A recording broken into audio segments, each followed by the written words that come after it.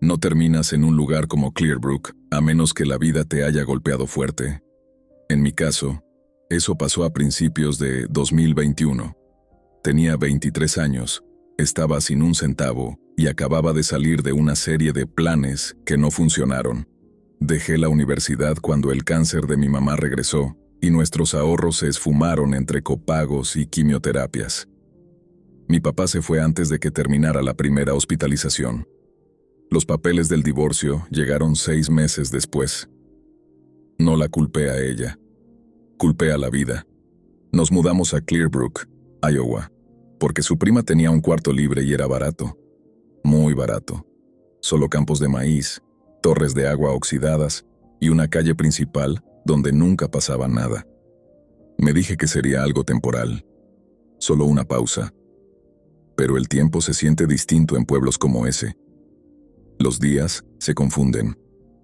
Apliqué en cualquier lugar que todavía tuviera las luces encendidas. Terminé consiguiendo trabajo en Quick Fuel, una gasolinera abierta las 24 horas al borde del pueblo. 2 bombas, un letrero que parpadeaba, y la mitad de las luces zumbaban como avispas cuando pasabas debajo. La puerta del congelador se trababa cada vez que la abrías. La máquina de café no servía desde 2019. Rick, el gerente, me contrató después de una entrevista de 5 minutos que tuvo más silencios que palabras. Estaba en sus 40s, quizás 50s, usaba esos lentes de farmacia con aumento grueso, y tenía la frente siempre brillante de sudor, como alguien que no hacía mucho, pero igual respiraba con dificultad.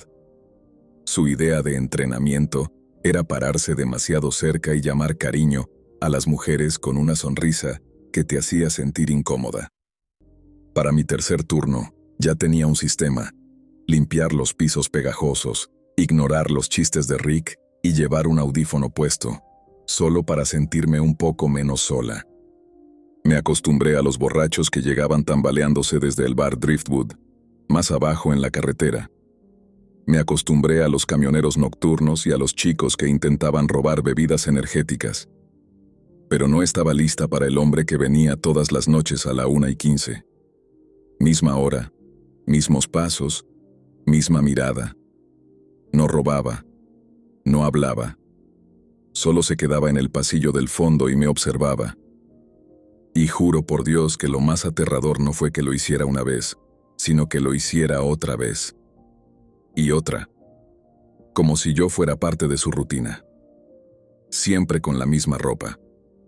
Abrigo marrón, botas grises de trabajo y unos jeans demasiado limpios para alguien que andaba por ahí a la 1 de la mañana. La barba a medio crecer, como si hubiera dejado de afeitarse a mitad de camino. La primera noche pensé que solo era raro. En lugares así, la gente se vuelve rara. Pero la segunda noche, cuando lo vi otra vez, misma hora, mismo sitio, supe que no era coincidencia. Nunca compraba nada, ni siquiera miraba los estantes. Solo caminaba despacio, se iba hacia el fondo, donde zumbaba el congelador, y se quedaba mirando. No a los snacks, no al reloj, a mí. No era una mirada coqueta, ni siquiera agresiva. Era algo más frío, como si me estuviera estudiando, midiendo. Después de algunas noches reuní valor y le dije: ¿puedo ayudarte a encontrar algo? Él sonrió. Una sonrisita torcida. No respondió. Luego se fue. Eso habría sido el final, si no hubiera seguido pasando. Cada noche, misma hora. Silencio. Mirando. Rick no se dio cuenta al principio. Estaba demasiado ocupado viendo modelos en Instagram y fingiendo dolor de espalda para irse temprano. Una noche, después de que Rick se fue, salí a asegurar mi bicicleta frente a la tienda, y ahí estaba él, a unos 2 metros de distancia, mirándome. Me detuve. El número. Entonces dijo: «No vives lejos, caminas por allá, ¿verdad?». Se me secó la boca. No respondí. Solo di la vuelta. Regresé adentro, cerré la puerta con llave y me senté detrás del mostrador con una navaja que encontré en el cajón de objetos perdidos. Cuando se lo conté a Rick al día siguiente, lo desestimó. Pueblo pequeño, la gente se conoce las rutinas, dijo, tomando café de gasolinera como si fuera vino caro. Quise gritar, pero uno aprende rápido en lugares como Clearbrook. Nadie te toma en serio hasta que pasa algo malo. Y aún así, puede que tampoco. Empecé a temer cada turno. Las horas entre medianoche y las 3 se sentían eternas. Revisaba las cámaras de seguridad sin parar. Dejaba todas las luces encendidas. Incluso metí un par de tijeras en el bolsillo trasero, por si acaso. Luego vinieron las llamadas. Empezaron unos días después de aquel encuentro en el estacionamiento. Mi teléfono sonaba justo después de medianoche. Número desconocido. Sin mensaje. Sin identificación. Cuando contestaba, no había nada. Solo respiración. Pesada, lenta, deliberada. Al principio traté de reírme. Tal vez Rick haciendo el idiota. Tal vez bromas de adolescentes aburridos. Pero luego lo vi otra vez. No dentro, esta vez, sino del otro lado de la calle, bajo la única farola que funcionaba. Solo parado, mirándome. Esa noche levanté el teléfono como si estuviera llamando a la policía, y él simplemente se dio la vuelta y se fue caminando, como si eso también fuera parte de su rutina. Empecé a pedalear más rápido, a mirar hacia atrás más seguido. Ya no me sentía segura en ningún sitio. Ni en el trabajo, ni en el camino a casa, ni en mi cuarto. La amiga de mi mamá, Patty, me dio un gas pimienta. «Tienes una mirada rara últimamente», me dijo, como si estuvieras esperando que algo pasara. Cambié a turnos de tarde. Le dije a Rick que ya no podía hacer noches. Se puso todo dramático. «Quizá no estás hecha para la vida de pueblo», dijo. Me contuve las ganas de decirle lo que realmente pensaba y simplemente me fui, porque sabía lo que él no quería admitir. No era la primera chica que cambiaba de turno, y no sería la última. Renuncié 2 semanas después. Sin drama, sin confrontación. Simplemente dejé de ir y metí mi placa con mi nombre en el buzón de atrás. Nadie llamó, ni siquiera Rick. Como si ya estuvieran acostumbrados a que la gente desapareciera del horario. Me mudé con mi prima, a unos 20 minutos, cerca de Cedar Rapids. Tenía un perro, un garaje con llave y más farolas en la calle. Se sentía como otro universo. Las primeras noches seguí mirando por la ventana, esperando verlo aparecer detrás de la cerca, junto al buzón, detrás del cobertizo. Nunca lo hizo. Pero la sensación no se fue. Esa idea de que me habían elegido de alguna forma, que había sido parte del patrón silencioso de alguien, y que nunca supe qué tan cerca estuve de caer por completo en él. Bloqueé el número desconocido. Cambié de ruta cuando veía a alguien caminando demasiado cerca. Incluso empecé a ver videos sobre conciencia situacional, defensa personal y cómo saber si te están siguiendo. Nunca le conté toda la historia a mi mamá. Ya tenía suficiente encima, y de todas formas se culpaba por todo. 3 meses después, recibí un mensaje en Facebook de una chica llamada Emily. Decía: «Hey, tú trabajabas de noche en Quick Fuel, ¿verdad? ¿Sabes algo de un tipo con abrigo marrón? Está apareciendo alrededor de la 1. No compra nada, solo mira». Me quedé viendo el mensaje un buen rato. Luego cerré la app. No le respondí. Nunca vuelves a dejar de mirar por encima del hombro después de algo así. Solo te vuelves mejor escondiéndolo. Ahora trabajo en una cafetería. Los horarios son decentes. Los clientes no se quedan mucho tiempo. Llevo gas pimienta en la cartera y una navaja en la guantera. No por paranoia, sino por precaución. A veces todavía me pregunto qué quería. Si estaba solo, o si realmente estuve en peligro. Pero creo que lo peor es no saberlo. Y saber que quizá ahora hay otra persona pasando por lo mismo. Porque gente como él no se detiene.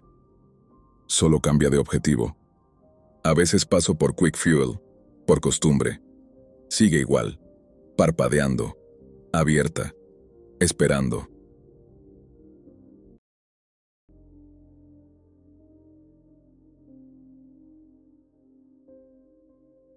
En agosto de 2019, me transferí de universidad. Dejé atrás el ruido y el agotamiento de una gran universidad en Ohio y terminé en Windsor Hills, un pequeño pueblo universitario escondido entre las colinas verdes del sur de Kentucky. No era un lugar glamuroso. No había residencias altas ni luces de ciudad, solo carreteras de 2 carriles, tiendas de dólar y viejos graneros de tabaco que apenas resistían el viento. La principal razón de la mudanza fue el dinero. Mi beca apenas cubría la matrícula, y en Windsor Hills la renta era barata. Eso importaba. Encontré una casa en Market Street, a 15 minutos del campus. De 2 niveles, 4 habitaciones, una cocina y un césped lleno de parches. Nunca lo cortábamos. Vivíamos 4 chicos allí, todos de unos 20 o 21 años. Nunca me hice cercano a ninguno. Compartíamos espacio, no amistad. Yo me mantenía al margen, estudiando, comiendo burritos de microondas y a veces viendo repeticiones de comedias viejas en mi laptop. Mi compañero asignado era Kyle, un estudiante de cine de una zona rural de Tennessee, con un revoltijo de rizos y unos ojos grandes e inquietos. Era amable, quizá demasiado al principio. Siempre hablaba de profesores corruptos, compañeros falsos, y cómo todos en el pueblo fingían ser mejores de lo que eran. Yo me reía y lo atribuía a su angustia artística, pero había algo en él que nunca me dio buena espina. Caminaba descalzo por la casa en plena noche, hablando solo. A veces se quedaba mirando el techo y susurraba cosas que no alcanzaba a oír. Le gustaba hacer listas en servilletas, palabras sueltas, frases, citas de películas. Intenté ignorarlo. La primera semana fue tolerable, la segunda, preocupante. Para la tercera, ya cerraba mi puerta con llave por las noches. Kyle empezó a dejar comida en el fregadero. No solo platos sucios o restos, sino comidas enteras. Huesos de pollo, sándwiches a medio comer. Cuando le pregunté por qué, sonrió y me dijo: «Estoy probando una grabación de fermentación para una clase. No lo entenderías». Ponía música industrial a todo volumen a las 2 de la mañana, y luego lo negaba. «Debió ser algo afuera», decía, encogiéndose de hombros, como si el loco fuera yo. Peor aún, hablaba de mí en voz alta cuando yo estaba cerca. Pasaba por el pasillo y lo escuchaba decirle a otro de los chicos: «Él me mira cuando duermo. Da miedo, ¿no?». No lo hacía. Nunca lo hice. Pero una vez que plantó esa duda, noté cómo las miradas de los demás cambiaron. Ya no estaban seguros de en quién creer. Dejé de sentarme en la sala del todo. Luego desapareció mi tarjeta de débito. La guardaba en mi billetera, que nunca salía de la mesa de noche.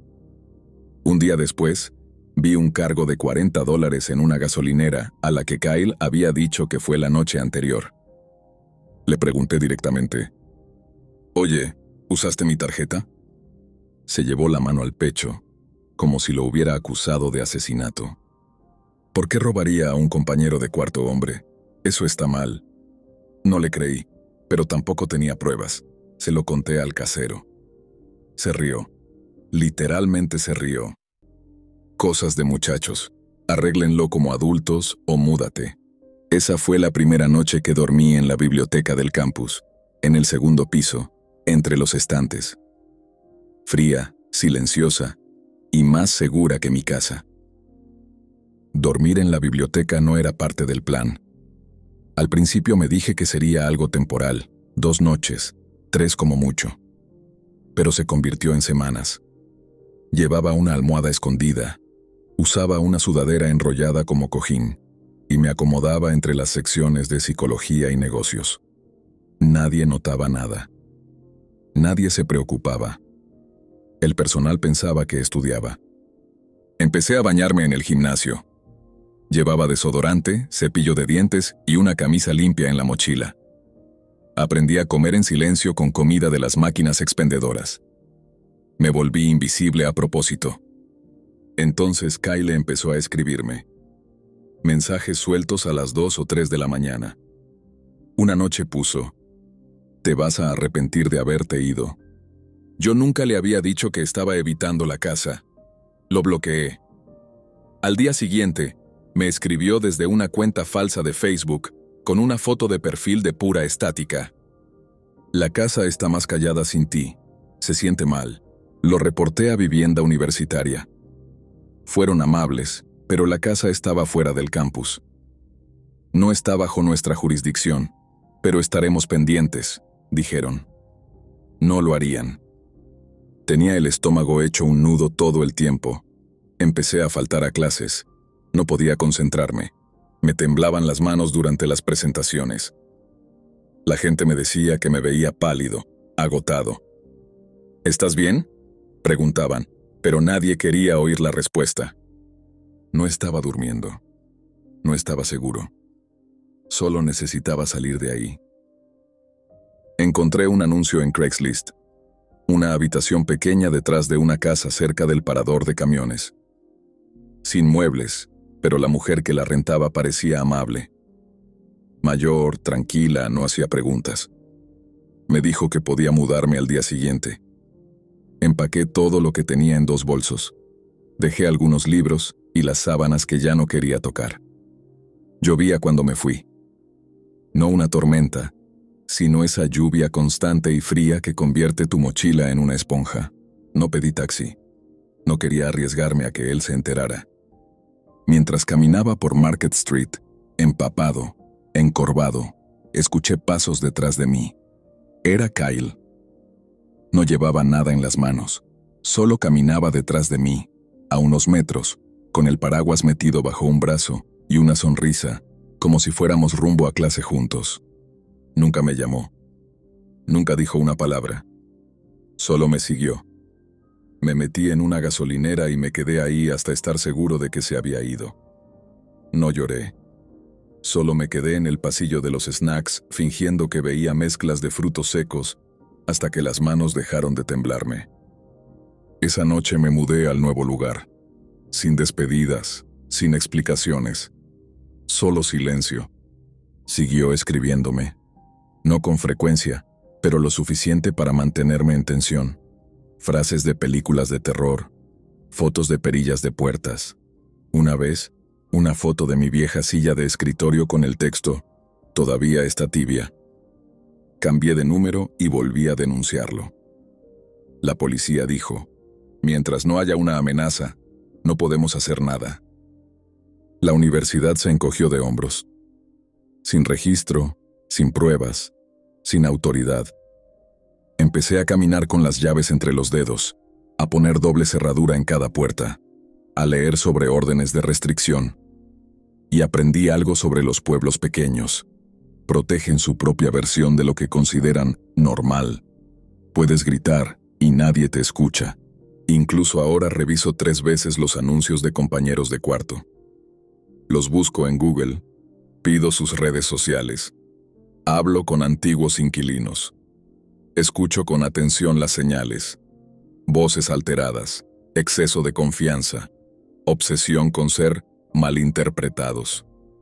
Si alguien habla demasiado sobre cómo todos están en su contra, me voy. Presta atención a las señales de alerta, especialmente cuando nadie más lo hace. Hay peligros que no gritan, susurran, seducen, distorsionan tu realidad hasta que dudas de ti mismo. Confía en tu instinto, no en la gente que te dice que solo lo aguantes. Y nunca ignores las pequeñas cosas, porque cuando miras atrás, nunca fueron tan pequeñas.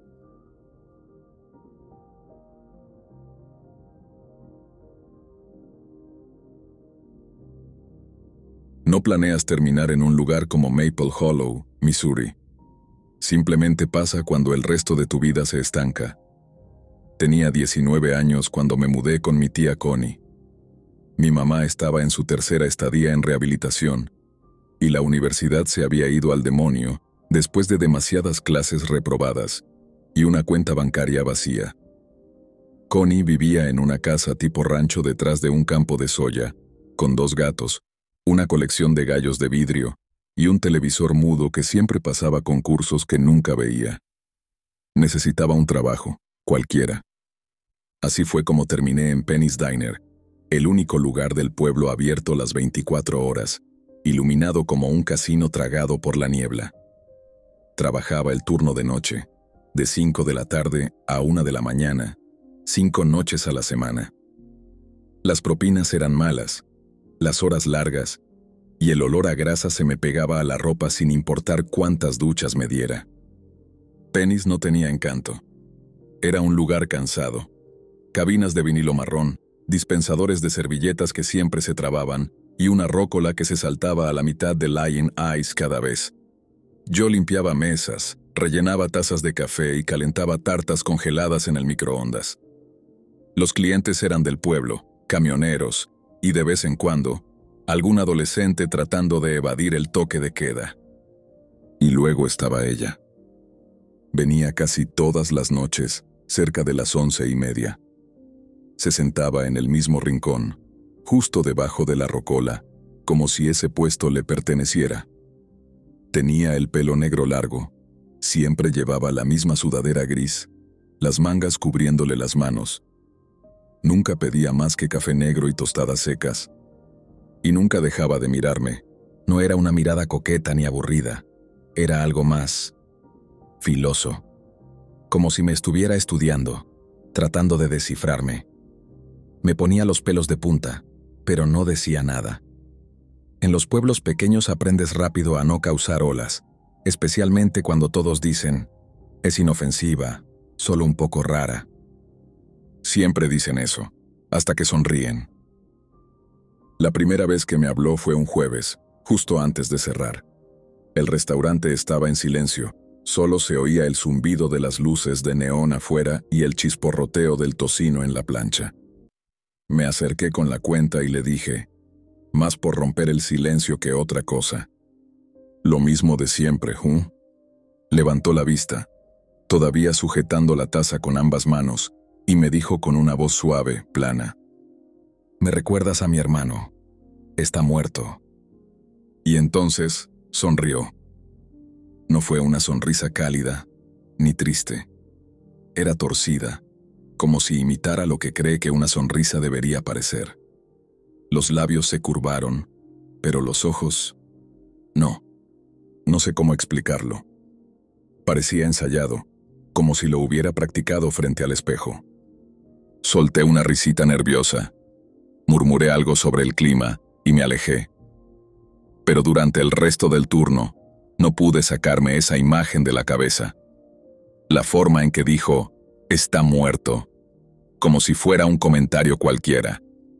Cuando salí y caminé hacia el estacionamiento detrás del local, la vi parada al otro lado de la calle, bajo el farol, aún con la sudadera puesta, mirándome, sin moverse, sin saludar.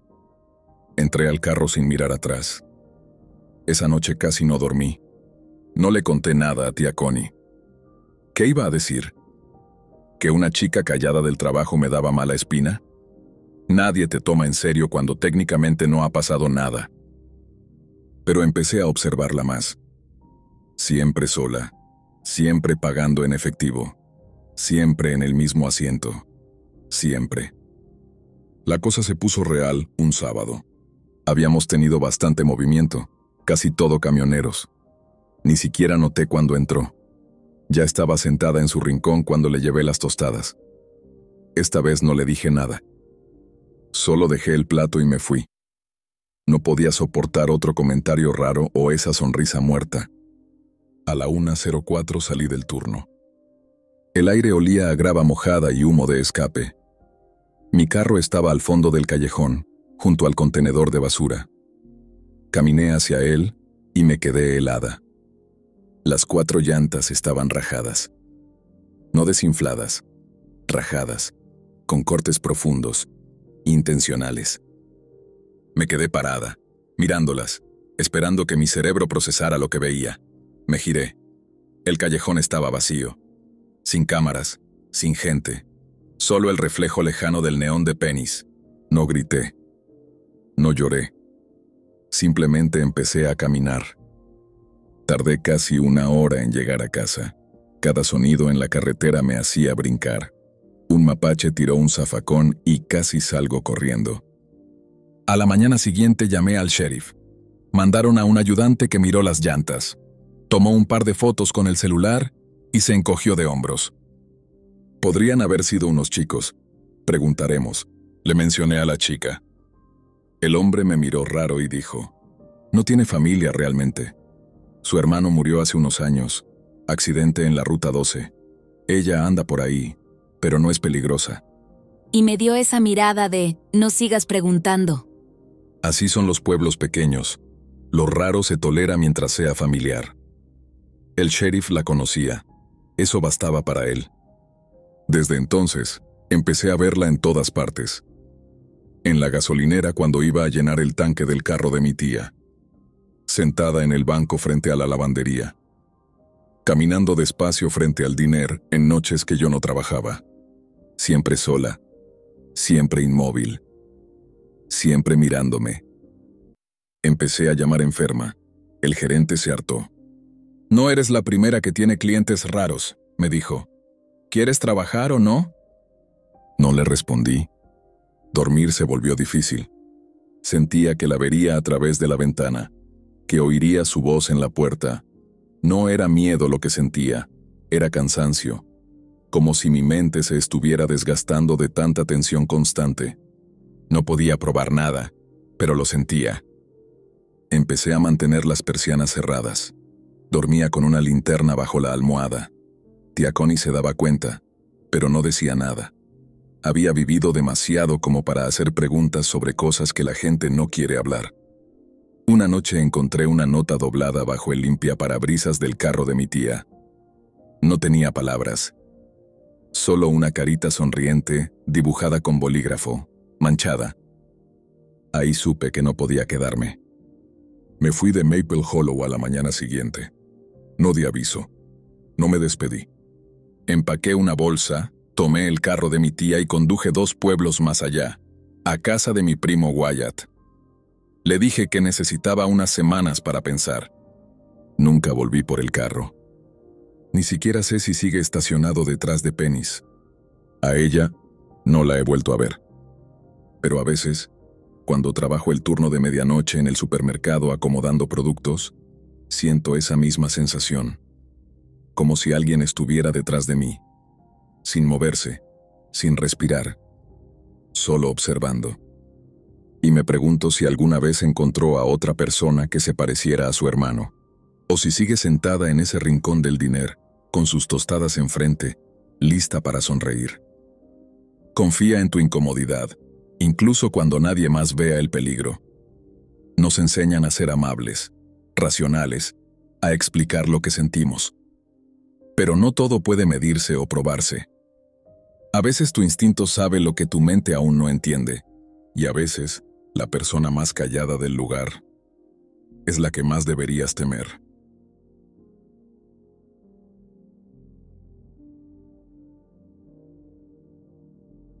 La gente cree que tocar fondo es algo ruidoso.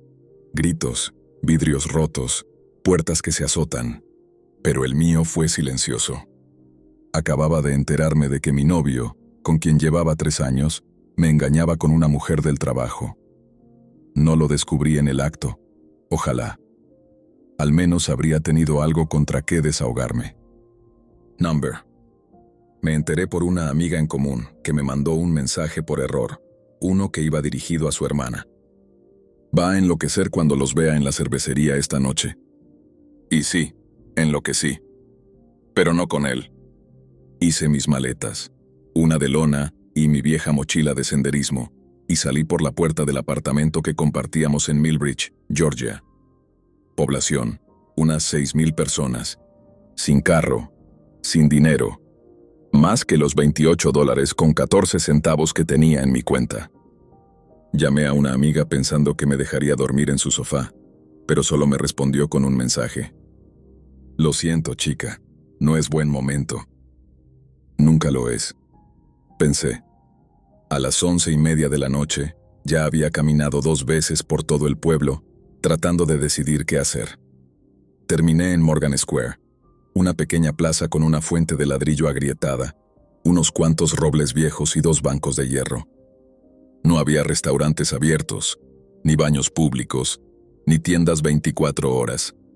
Solo yo, mis bolsas y la oscuridad. Elegí el banco más alejado de las farolas, pensando que así no llamaría tanto la atención. Llevaba una sudadera con capucha, jeans negros y mi vieja bufanda roja, la que mi abuela me había tejido en la secundaria. Todavía olía a suavizante. Me senté, me envolví la bufanda al cuello, metí las bolsas debajo de las piernas y traté de convencerme de que no estaba en peligro. Eran casi las 12, y oficialmente estaba sin hogar.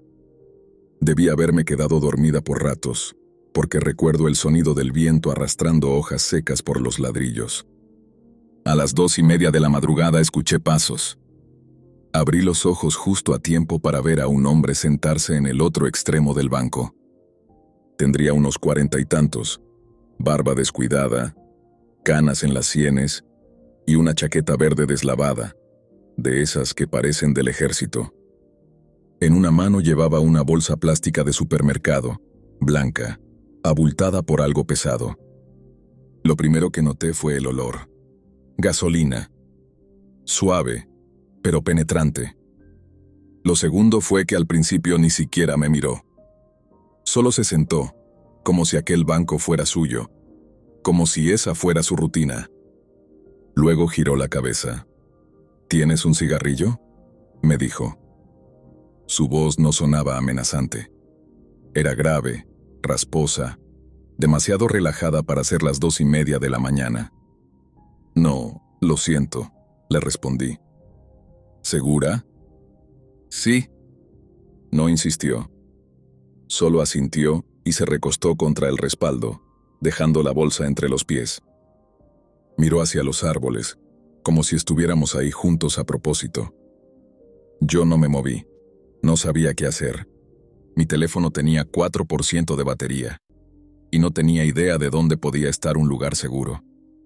Nos quedamos así, eternos minutos.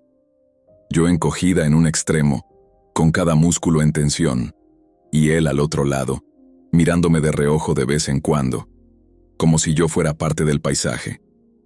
No volvió a hablar, pero el silencio entre nosotros se volvió más pesado a cada segundo.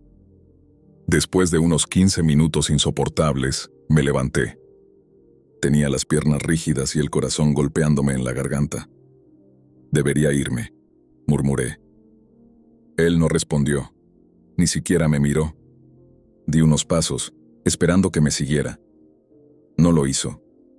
Solo se quedó ahí, quieto, como un fantasma pegado al banco.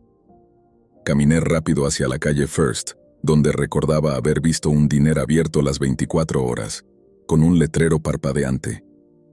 Cuando llegué, me quedé afuera fingiendo que leía el menú del escaparate. Ni siquiera tenía dinero para un café, pero al menos había luz y gente. Adentro había 2 meseras agotadas y unos viejos jugando cartas al fondo. Me quedé ahí tal vez media hora antes de irme a sentar a los escalones de una iglesia cercana. Esperé hasta que amaneció. La plaza quedaba a unas 5 cuadras. Supuse que el hombre ya se habría ido. Mis maletas pesaban demasiado como para arrastrarlas todo el día, y no había visto ningún refugio abierto. Pensé en volver, recoger mis cosas y decidir qué hacer después. Cuando llegué a Morgan Square, el banco estaba vacío. Pero mis cosas también. No solo me las habían robado, habían desaparecido por completo.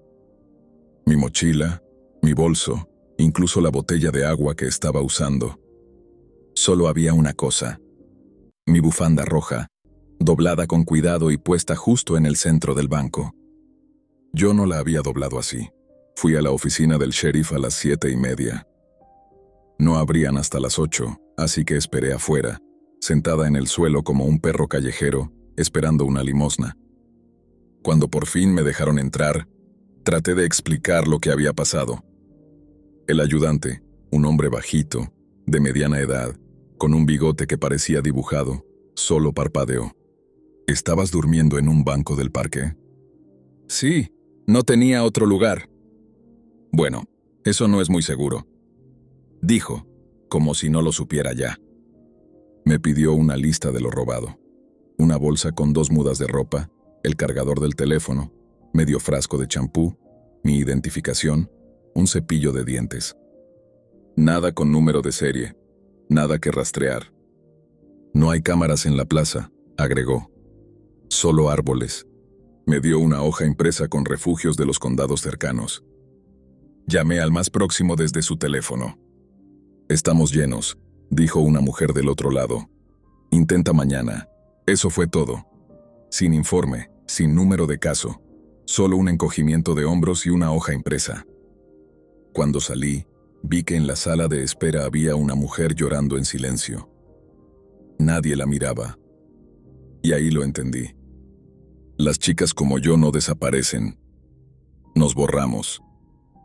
Usé los últimos dólares que tenía para tomar un autobús al siguiente pueblo, apenas lo bastante grande como para tener estación y una lavandería pública.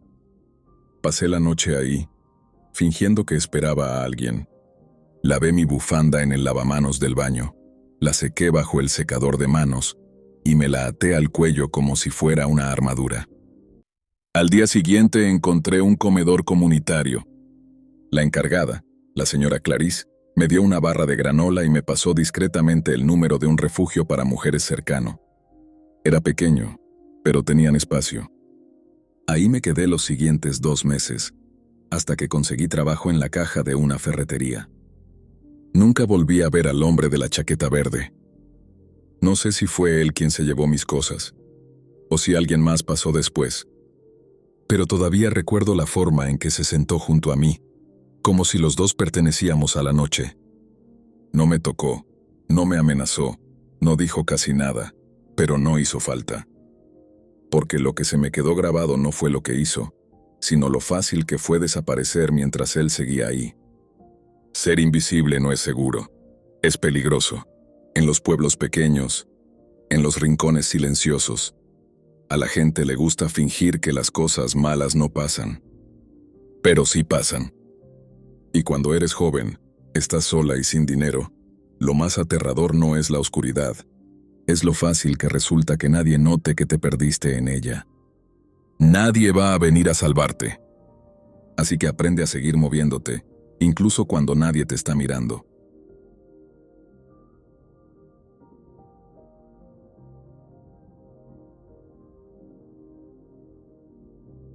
¿Alguna vez has llegado a un lugar tan silencioso que parece que el mundo contuviera la respiración? Así era Brighton Vale, Illinois, un pueblito de poco más de 3,000 habitantes. Pequeño como para que la gente te saludara aunque no supiera tu nombre, pero lo bastante grande como para que siempre hubiera ojos puestos en ti. Llegué a finales de 2020, justo antes de que el clima se pusiera feo. Venía de romper con mi jefe en San Luis. Terminó como uno se imagina, un desastre desigual, con yo siendo la que se fue del trabajo, del apartamento y de la vida que intentaba construir. Tenía 26 años. Estaba quebrada, agotada y cargando más peso emocional del que podía empacar. Brighton Vale se suponía que sería mi reinicio. Encontré un cuartito encima de una tienda de carnadas, con una calefacción débil y una bombilla que parpadeaba en el pasillo. No me importó. Era barato, era mío, y lo mejor, no venía con nadie esperando nada de mí.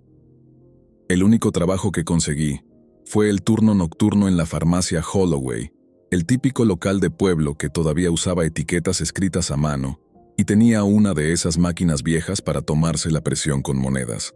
Trabajaba de 8 de la noche a 4 de la mañana, 5 noches a la semana, contando inventario, botando aspirinas vencidas, limpiando estantes llenos de polvo. No era glamoroso, pero pagaba.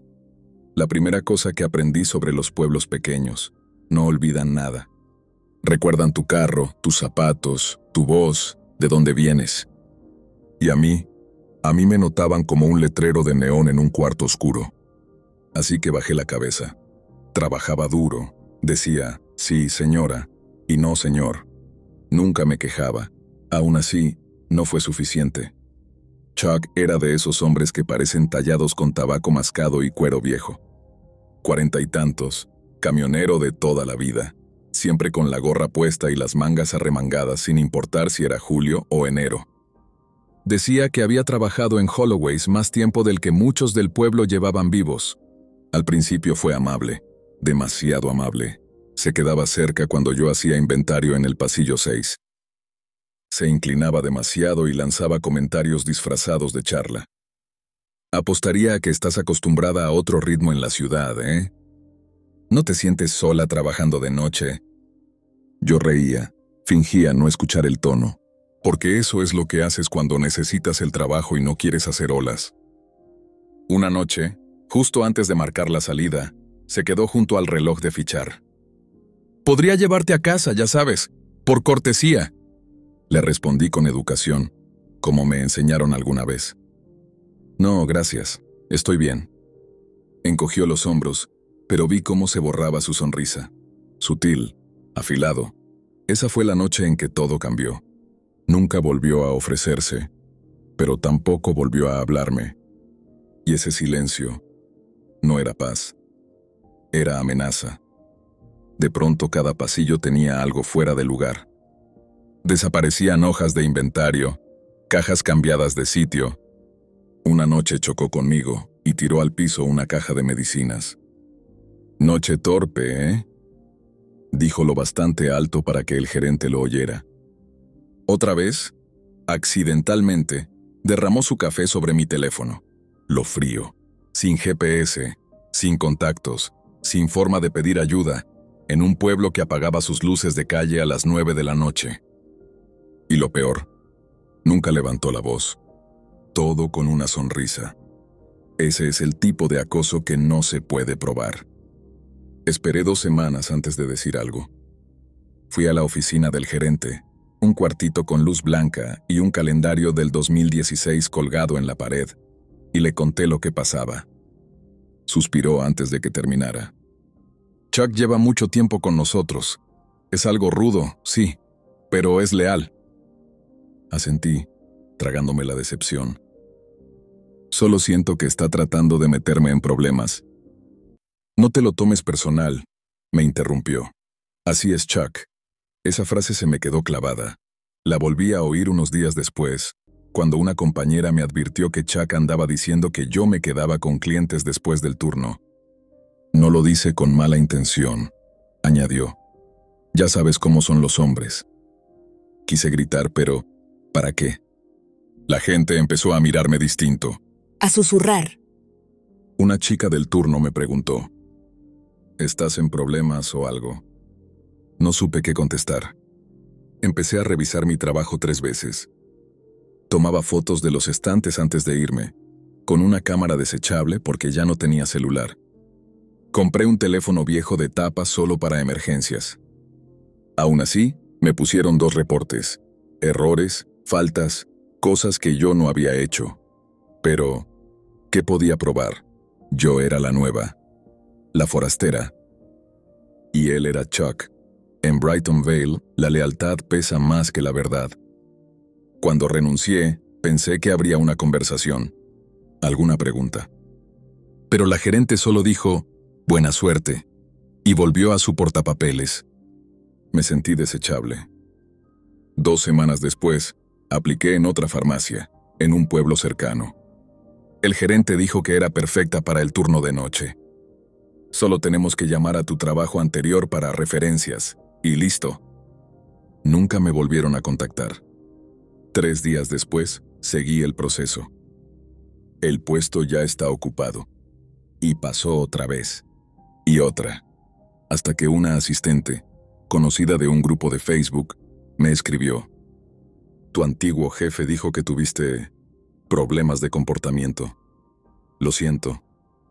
No necesitó gritar para arruinarme. Solo hacer un par de llamadas». Nadie lo cuestionó, porque en pueblos como Brighton Vale, las reputaciones no se ganan, se heredan. Empecé a tomar trabajos por encargo, pasear perros, limpiar casas. Después conseguí horas los fines de semana en una tienda de segunda mano junto a la Ruta 40. Pagaban en efectivo, sin preguntas. No era lo que soñé, pero era lo que quedaba. Nunca presenté una denuncia formal. A veces pienso que debería haberlo hecho, que tal vez alguien más lo hará algún día. Pero una parte de mí no quería ser esa chica, la que causa problemas, la que no sabe tomar una broma, la sensible. Siempre dicen, habla, pero nadie te advierte lo que pasa cuando lo haces, y cuando lo haces, nadie escucha. En Brighton Vale, el silencio es una moneda. Cuanto menos hablas, más te creen. Aunque estén equivocados, aunque lo sepan. Hoy sigo viviendo encima de la tienda de carnadas. La luz del pasillo sigue parpadeando. Pero poco a poco me estoy levantando. No es rápido, no es justo, pero es mío. En los pueblos pequeños, el silencio protege a los equivocados. Cuando la lealtad vale más que la verdad, los hombres malos prosperan. Y chicas como yo, las calladas, las que solo intentan salir adelante, terminan siendo el problema. Pero la verdad no desaparece solo porque nadie quiera oírla. Así que habla, aunque te cueste. Aunque tengas que susurrarla en la oscuridad, cuando nadie mira, porque sobrevivir en silencio no es lo mismo que vivir libre.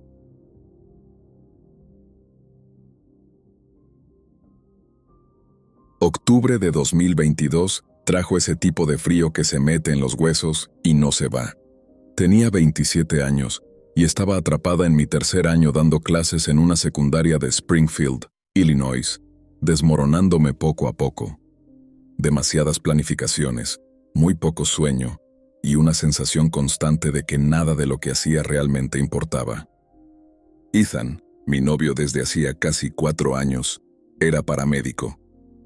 Eso significaba que nos veíamos más que nada al pasar. Él llegaba cuando yo apenas abría los ojos. Yo salía cuando él ya no podía mantenerlos abiertos. Discutíamos seguido, por tonterías, la mayoría de las veces. Los platos, la renta, si mudarnos a Chicago era un sueño imposible. Pero en el fondo, los dos sabíamos de qué se trataba realmente. Estábamos agotados y alejándonos. Y ninguno quería ser el que lo dijera en voz alta. Así que cuando Ethan sugirió que hiciéramos una escapada de fin de semana, solo conducir a algún lugar tranquilo, le dije que sí antes de que terminara la frase. Sin plan, sin destino claro, solo espacio. Terminamos eligiendo un punto diminuto en el mapa llamado Wood Creek, a 2 horas de Springfield. Uno de esos lugares por los que pasas y olvidas antes de la próxima gasolinera. Un restaurante viejo, una farmacia abandonada y un solo motel con un letrero de neón que parpadeaba más lento que un latido. Sunset Pines.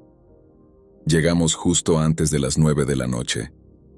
El estacionamiento era de grava y barro, y los faros del coche iluminaron una fila de habitaciones todas iguales, paredes color beige, puertas de malla a medio caer y luces que zumbaban como si te observaran. Dentro del lobby, el hombre del mostrador ni siquiera levantó la vista. ¿Registrándose?, dijo, como si lo hiciera por reflejo. Tenía el cabello blanco y delgado, y ese aspecto frágil de un poste viejo que ha aguantado demasiados inviernos. Nos entregó una llave de latón con el número 7 grabado, ya opaco por el uso. Al final del pasillo izquierdo, murmuró. Ethan no dijo mucho. Asintió, aún mirando su teléfono. Me mordí la lengua. No tenía sentido empezar otra pelea, no ahí. Pero en cuanto abrimos la puerta del cuarto 7, el silencio entre nosotros se rompió de la peor manera posible. Había alguien sentado en la cama. Al principio pensé que había sido un error, que alguien de limpieza se había confundido, o que todavía no habían desocupado la habitación. Pero la mujer en la cama no se movió. Estaba sentada con las piernas cruzadas, mirando hacia la esquina del cuarto, como una niña castigada. Tenía el cabello mojado, apelmazado, como si no se lo hubiera secado. Llevaba un vestido azul pálido que le quedaba suelto, como si perteneciera a otra persona. Di un paso atrás sin darme cuenta. Mi voz salió más baja de lo que esperaba. Señora, nada. Ni un parpadeo, ni una señal de que siquiera nos hubiera notado. Ethan se quedó quieto a mi lado, bajando el teléfono. Dijo, con un intento de calma forzada. Este no es nuestro cuarto. Silencio. Ella no giró la cabeza, no se movió. Solo miraba el muro vacío. Y no era solo que algo en ella estuviera mal, era que estaba vacía. Esa fue la palabra que me vino a la mente. Vacía. Como si alguien hubiera sacado a la persona y dejado el cuerpo. Cerramos la puerta más despacio de lo que debimos. En el pasillo, nos miramos sin hablar. Ethan intentó reír. Seguro alguna vagabunda se coló. Droga o algo así. No me reí. Le dije que no parecía real. Regresamos al mostrador. El viejo levantó la vista por primera vez cuando Ethan dijo: «Hay alguien en el cuarto 7». El hombre miró hacia el pasillo, no hacia nosotros. Luego murmuró: «Ella no debería estar aquí esta noche». No explicó nada, no se disculpó, solo abrió un cajón y sacó otra llave. «Prueben el 9, eso fue todo». No preguntamos más. Quizás deberíamos haberlo hecho, pero en ese momento, preferí no saber. El cuarto 9 era igual de deprimente. Olor a humo rancio, sábanas ásperas, un grifo que goteaba toda la noche. Ethan se quedó dormido en minutos. Yo no. Pasé horas con la imagen de esa mujer repitiéndose en mi cabeza. Su postura, el cabello húmedo, esa manera de mirar hacia la nada, como si la nada la mirara de vuelta. Y lo peor, no parecía sorprendida de vernos. Parecía que nos estaba esperando. La mañana llegó rápido, pero no se sintió como si hubiéramos dormido. Desperté a Ethan cerca de las 8. Empacamos sin decir mucho, sin desayuno, sin café. Solo ese peso silencioso siguiéndonos fuera del cuarto 9. La recepción estaba cerrada. Un cartel escrito a mano colgaba en la ventana, cerrado por limpieza. No había nadie, ni recibo, ni registro. Nada que probara que realmente habíamos estado ahí. De camino a Springfield, Ethan subió el volumen del radio al máximo, como si el ruido pudiera borrar lo ocurrido. No insistí. Pero al llegar, no pude evitar preguntarle: ¿tú crees que esa mujer estaba bien? Encogió los hombros. Alguna loca del pueblo sin medicación, seguro, y con eso bastó, para él al menos. Siguió adelante, como si solo hubiera sido un detalle raro de un fin de semana aburrido. Yo no pude. Esa noche me quedé mirando el techo durante horas. No podía sacarla de mi cabeza. El cabello mojado, la esquina, ese silencio torcido. Empecé a distraerme en clase. A mitad de una lección olvidaba lo que estaba diciendo. Un estudiante me preguntó si estaba bien. Le dije que solo estaba cansada. No mentí, pero tampoco era la verdad. No era solo que hubiéramos visto algo extraño. Era la sensación de que no fue un accidente, como si alguien hubiera querido que abriéramos esa puerta. Ethan lo tomaba a la ligera. Cuando sus amigos preguntaban por el viaje, lo contaba como una anécdota graciosa. Una mujer drogada en el cuarto nada más, y cambiaba de tema. Yo empecé a buscar en internet algo, cualquier cosa sobre Sunset Pines. No había página web, ni registro de negocio. Solo unas fotos borrosas en Google Maps y reseñas viejas de 2015. Una de ellas decía: «Nunca se queden en el cuarto 7». Terminamos separándonos un mes después. Supongo que era inevitable, pero el cuarto 7 lo aceleró todo. Ethan nunca entendió por qué me seguía afectando. Decía que exageraba, que lo estaba agrandando en mi cabeza. Pero no lo estaba. Era como si mi mente se hubiera quedado encerrada en ese cuarto y se negara a salir. Él decía: «Solo tienes que dejarlo ir». No pasó nada. Y yo respondí: «Ese es exactamente el problema». Dejé de salir. Empecé a revisar las cerraduras 2 veces. Si una habitación se quedaba demasiado callada, ponía ruido blanco, un podcast, lo que fuera. El silencio se sentía peligroso. No era miedo, exactamente, ni trauma, al menos no en el sentido clásico. Era una incomodidad profunda, permanente. Dejé de conducir sola por carreteras secundarias. Si un motel tenía más de 2 reseñas negativas, no entraba. Y empecé a observar a la gente con más atención.